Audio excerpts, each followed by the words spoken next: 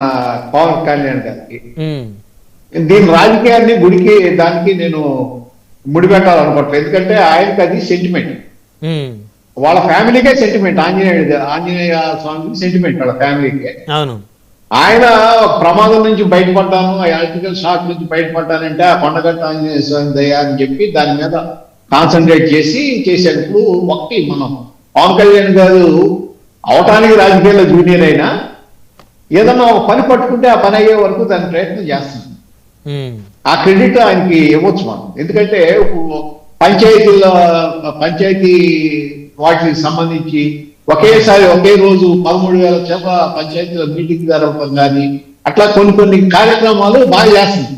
ఉమ్, సరే, ఇవాళ మీరు అన్నట్టు ఒకవేళ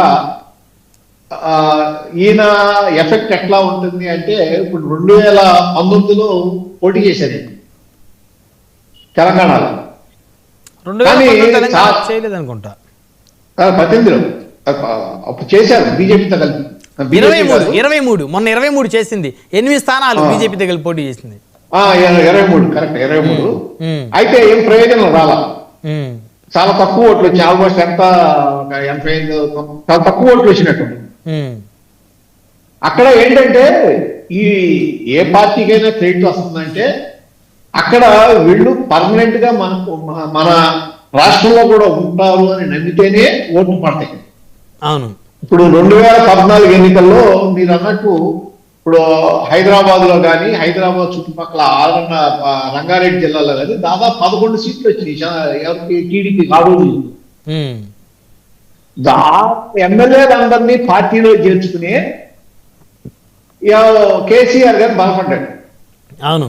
ఆల్మోస్ట్ కేసీఆర్ గారు ఇవాళ టిఆర్ఎస్ పార్టీలో ఉన్న కేడర్లో అసలు టిఆర్ఎస్ పార్టీనే కొంతమంది టీడీపీ టిఆర్ఎస్ అంటున్నారు, ఉమ్, తెలుగుదేశం టిఆర్ఎస్ అనే పరిస్థితిలో ఉన్నారు. ఎందుకంటే ఉద్యమం చేసిన వాళ్ళు ఎవరు లేరు, తర్వాత అంతా ఈ టీడీపీ నుంచి వచ్చిన వాళ్ళే అందరూ 50% ఆక్యుపై చేస్తారు కదా బీఆర్ఎస్ ఉన్నారు అనేది ఉంది. ఇప్పటికి కూడా తెలుగుదేశం పార్టీ తెలంగాణలో కార్యకర్తల స్థాయిలో బాగానే వాళ్ళకి పట్టుదల గల కార్యకర్తలు ఉన్నారు, పట్టుదల గల నాయకులు కొంతమంది ఉన్నారు కింద స్థాయి. అవును. అయితే ఆ పై స్థాయిలో ఆ విధంగా లేదు. ఒకవేళ మీరు అన్నట్టు బీజేపీ జనసేన కలిస్తే ప్రయోజనం కన్నా కూడా బీజేపీ జనసేన తెలుగుదేశం కలిస్తే ప్రయోజనం ఎక్కువ ఉండొచ్చు. అవును. ఎట్ ది సేమ్ టైం ఇప్పుడు ఇంకోటి ఉంది, అసలు బీజేపీతో టీఆర్ఎస్ఏ కలుస్తుందా అనేది కూడా ఒక ఆలోచన ఉంది. ఇప్పుడు ఆవిడ కవిత గారు తండ్రిని విభేదించింది అదే కదా. అవును. మీరు బీజేపీలో కలుస్తున్నారు, మేము దాన్ని ఒప్పుకోనని చెప్పే కదా ఆవిడ బయటకు వస్తుంది. ఇప్పుడు ఆ చర్చలు సాగుతున్నాయి అనేది కూడా ఒక ఏది దాని మీద ఒక జనం అనుకుంటున్నారు. అంటే ఇప్పుడు మీరు అన్నట్టు బీజేపీ కాంగ్రెస్ రెండు కలిస్తే అది చారిత్రాత్మక తప్పిదం అవుతుంది నేషనల్ లెవెల్లో. కాదు కాబట్టి బీజేపీ బీఆర్ఎస్ కలిస్తే సో అది బాగానే ఉంటుంది అనుకుంటా ప్రజలకి. అది బీజేపీ ఒకవేళ అట్లా అనుకున్నప్పుడు బీజేపీ బీఆర్ఎస్ టీడీపీ జనసేన కలవాలి. ఎందుకంటే ఇప్పుడు బీజేపీ అక్కడ ఏమవుతుంది, బీజేపీ బీఆర్ఎస్ మెయిన్ పార్టీస్ అవుతుంది. అవును. ఒక 10% 12% టీడీపీ ఉంటే ఒక 5% జనసేన ఉంటుంది. అవును. ఈ కూటమి గెలిచే అవకాశం ఉంటుంది డెఫినెట్ గా.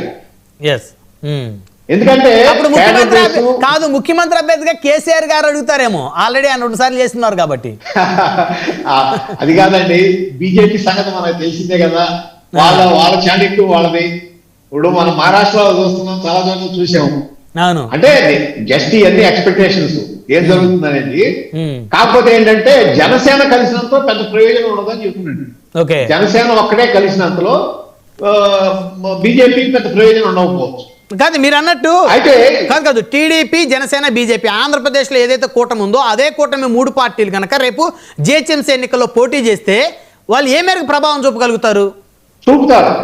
అదే విధంగా ఒకవేళ ఇది కనుక కరెక్ట్ గా అనుకుంటే ఈ 3 కనుక కలిస్తే బీఆర్ఎస్ లో ఇప్పటికే కొంత లోకలు బయలుదేరి. అవును. అవును. దాంట్లో కొంతమంది అసమ్మతివాదులు ఉన్నారు. ఎవరైతే గతంలో టీడీపీలో ఉన్నాడో ఆ నాయకులు, ఆ మాజీలు ఇటు వచ్చే అవకాశం ఉంది. ఓకే, మళ్ళా ఈ కూటమిలోకి వచ్చే అవకాశం కూడా ఉంటుంది. కాదు బీఆర్ఎస్ లో బలం పెరిగే అవకాశం ఉంటుంది. ఏది బీఆర్ఎస్ లో ఉన్న వాళ్ళ మీరు అనేది? బీఆర్ఎస్ లో ఉన్న మాజీ టీడీపీ మళ్ళీ వాళ్ళు రిటర్న్ టీడీపీలోకి వస్తారు. మళ్ళా ఏది గర్వాప్సి, ఎందుకంటే ఇప్పుడు బీఆర్ఎస్ కన్నా బీజేపీ బలంగా ఉంది, పార్లమెంట్ స్థానాల్లో బీజేపీ బలంగా ఉంది కాబట్టి వాళ్ళు మళ్ళీ వచ్చి బీజేపీ కొన్ని అడ్వాంటేజ్ అంటే నెక్స్ట్ టైం మళ్ళా బీజేపీ వస్తుంది, కేంద్రంలో బీజేపీ వస్తుంది. రాహుల్ గాంధీ గారు సరిగ్గా ఫైట్ చేయలేకపోతున్నారు, కాంగ్రెస్ ఆ స్థాయిలో పోటీ ఇవ్వలేకపోతుంది. నెక్స్ట్ గవర్నమెంట్ కూడా ఇది సెంట్రల్ గవర్నమెంట్ బీజేపీ వస్తుంది అనే ఒక ఆలోచన ఉంది. అటువంటిప్పుడు ఏమవుతుందంటే ఎప్పుడైతే ఈ కూటమి బయలుదేరిందో ఎవరికాడు మళ్ళా పాత పరిచయాలే కదా అన్ని. అవును, పాత పరిచయాలతో వెనక్కి వచ్చే అవకాశం ఉంది. ఎప్పుడన్నా అది కానీ స్టార్ట్ అయిందంటే బీఆర్ఎస్ బలహీన పడిపోతుంది. అప్పుడు డెఫినెట్ గా ఈ కూటమికి బలం వస్తుంది. ఆ విధంగా కనుక వీళ్ళు ఏది ఒక ప్లానింగ్ చేస్తే అవకాశం ఉంటుంది. అంతేగాని ఒక్క పవన్ కళ్యాణ్ గారు కలిసినంతలో మాత్రం ఏం పెద్ద తేడా. సో మరి ఇప్పుడు చంద్రబాబు గారిని మోదీ గారు అడిగి మీరు కూడా ఖచ్చితంగా టీడీపీ యాక్టివ్ అవ్వాలి, తెలంగాణలో జిహెచ్ఎంసీలు బలంగా ఫైట్ చేయాలంటే ఒప్పుకునే అవకాశం ఉందనుకుంటా శివరాం ప్రసాద్ గారు, ఉండదంటారా? ఒప్పుకుంటారు.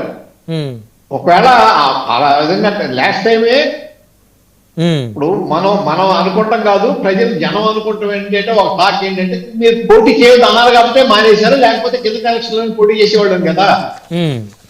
ఇప్పుడు మీరు చెప్పిన ఈక్వేషన్స్ చూస్తే నాకు ఒకటి అనిపిస్తుంది, ఇప్పుడు ఇదే కనుక జరిగితే రేపొద్దున కాంగ్రెస్ వైఎస్ఆర్ కాంగ్రెస్ పార్టీ కలిసి జిహెచ్ఎంసీలు పోటీ చేయమని గ్యారంటీ ఉంది? చేయొచ్చు. కాంగ్రెస్ కూడా ఇప్పుడు వైఎస్ఆర్ కాంగ్రెస్ పార్టీ కూడా 2014లో పోటీ చేసింది కదా. అక్కడ మూడు అసెంబ్లీ ఒక పార్లమెంట్ స్థానం వారు సంపాదించారు, గెలిచారు కదా. కాకపోతే ఏంటంటే అక్కడ నేషనల్ పార్టీ ఎప్పుడైతే మీరు అన్నట్టు ఒకవేళ కాంగ్రెస్ తో కలిశారనుకోండి, అది లేనిపోయిన తలనొప్పులు తీసుకొస్తుంది జగన్మోహన్ రెడ్డి గారికి కేసు పరంగా. మళ్ళీ మోదీ గారు సీరియస్ అవుతారంటారా? ఆల్రెడీ ఉన్న కేసుల పరంగా తలనొప్పి వస్తుంది. కాబట్టి ఆ తలనొప్పి తెచ్చుకోవడానికి ఆయన సిద్ధంగా ఉన్నాడు. అందులో ఆయన సోనియా గాంధీ గారిని బలంగా వ్యతిరేకించాడు. సోనియా గాంధీ గారితో సో ఆయన పూర్తిగా ఆయన తండ్రి మరణంలో కూడా సోనియా గాంధీ హస్తం ఉందని చెప్పి కూడా ఆయన అన్న చూసే కదా మనం. అవును, అటువంటిప్పుడు అక్కడ కలిసినప్పుడు ఏమవుతుందంటే ఇవన్నీ బయటకు వస్తాయి. ఓకే అవకాశం ఉండదు. కానీ ఈ కూటమి కనుక బాగుంటుంది అనుకుని వీళ్ళు కనుక ఈ విధంగా చేస్తే వీళ్ళకి అవకాశం బాగానే ఉంది. పురుషోత్తం రెడ్డి గారు బీజేపీ ఫ్రంట్ లైన్ పార్టీ కింద ఉంది. పురుషోత్తం రెడ్డి గారు, టీడీపీ, జనసేన, బీజేపీ 3 పార్టీలు కలిసి జిహెచ్ఎంసీలో పోటీ చేస్తే బలమైన ప్రభావాన్ని చూపుతాయని, 3 పార్టీలతో పాటు బీఆర్ఎస్ కూడా కలిస్తే తెలంగాణలో వారు వన్ సైడ్ అవుతుందనేది